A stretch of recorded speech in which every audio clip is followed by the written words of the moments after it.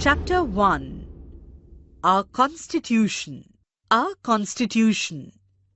The Constitution of India came into effect on 26 January 1950 when India became a sovereign democratic republic. Constitution is a comprehensive document containing the set of rules according to which the government of a country runs. It regulates the position and powers of the three organs of the government, the legislative, the executive, and the judiciary, and states how they are interrelated. It assumes special importance as it moderates relations between the government and the governed. Further, it protects the interests of the citizens by restraining the government from taking arbitrary decisions. The aims of a constitution of a nation is to ensure smooth governance for the welfare of its citizens. The principles of the Constitution distinguish a constitutional or democratic government from an absolute monarchy or a dictatorship.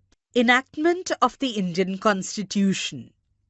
We have studied in the freedom movement of India that the Cabinet Mission arrived in India in 1946 and put forward a set of proposals to meet the demands of the freedom fighters. One of these proposals involved setting up of a Constituent Assembly whose members were to be elected indirectly by the provincial legislative assemblies, lower house only. Elections to the Provincial Assembly were held in July 1946. The princely states were represented by the members nominated by the rulers of these states. The Constituent Assembly of Undivided India consisted of 385 members, 292 elected, and 93 nominated by the princely states. The Constitution of India was framed by the Constituent Assembly. Formation of the Constituent Assembly. The first sitting of the Constituent Assembly was held on December 9, 1946. It was held at the present Central Hall at the Parliament and was presided over by Dr. Sachidananda Sinha, the oldest sitting member of the Central Assembly. On December 11, 1946, Dr. Rajendra Prasad was elected President of the Constituent Assembly. The Muslim League boycotted the Constituent Assembly to demand the creation of a separate state called Pakistan. Consequently, the members representing the territories which went to Pakistan withdrew from the Constituent Assembly of India. As a result, the membership of the Constituent Assembly of India stood at 299 against the original number of 385 members. Of these, 284 were actually present on November 26, 1949 and appended their signatures to the Constitution as finally passed. Dr. Rajendra Prasad continued to be the President of the Constituent Assembly of India. Between December 9, 1946 and August 14, 1947, the Assembly held 5 sessions. अगर आप अपने syllabus के सारे chapters इस format में देखना चाहते हैं तो हमें डिस्क्रिप्शन में दिए गए नंबर पर कॉल करें. Composition of the Constituent Assembly.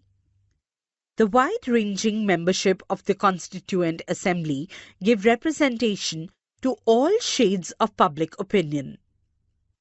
The Cabinet Mission Plan had ensured representation to only 3 categories: the general category, Muslims, and Sikhs. The Congress leaders had, however, ensured that other communities like Anglo-Indians, Indian Christians, scheduled castes, and scheduled tribes got representation. The Anglo-Indians were represented by Mr. Frank Anthony and Mr. S.H. Prater, the Indian Christians by Dr. H.C. Mukherjee and Joseph D'Souza, and the Parsis by Dr. H.P. Modi. Though the Muslim League had boycotted the assembly, there were still two members, Zafar Imam and Muhammad Saadullah, who represented the Muslim community. The Sikhs were represented by Sardar Hukum Singh and Ujjal Singh. It can be said that the Constituent Assembly was truly national in character. Objectives Resolution. When the Constituent Assembly started the work of drafting the Constitution, Pandit Jawaharlal Nehru proposed the Objectives Resolution on December 13, 1946.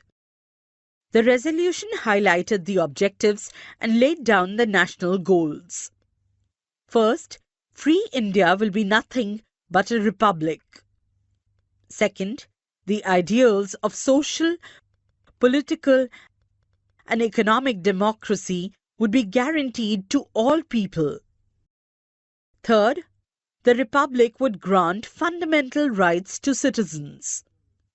Fourth, the state would safeguard the rights of minorities and backward classes. The Objectives Resolution was passed by the Constituent Assembly on January 22, 1947. Drafting Committee.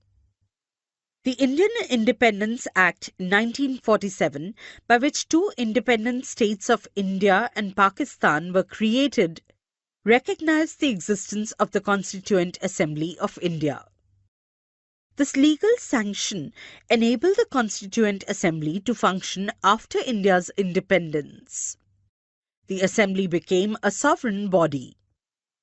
To carry on its work, it appointed 8 committees. The Drafting Committee, under the chairmanship of Dr. Ambedkar, was set up on August 29, 1947 and was entrusted with the task of drafting the Constitution. अगर आप अपने syllabus के सारे chapters इस format में देखना चाहते हैं तो हमें डिस्क्रिप्शन में दिए गए नंबर पर कॉल करें. Dr. Ambedkar's contribution to the Indian Constitution. Dr. Bhimrao Ambedkar, popularly known as Baba Sahib, was one of the architects of the Constitution of India. He was an eminent jurist, economist, politician, and social reformer. The text of the Constitution prepared by Baba Sahib provided for constitutional guarantees and protections for a wide range of civil liberties for individual citizens, including freedom of religion, the abolition of untouchability, social rights for women, and a system of reservation of jobs in the government services for members of scheduled castes and scheduled tribes.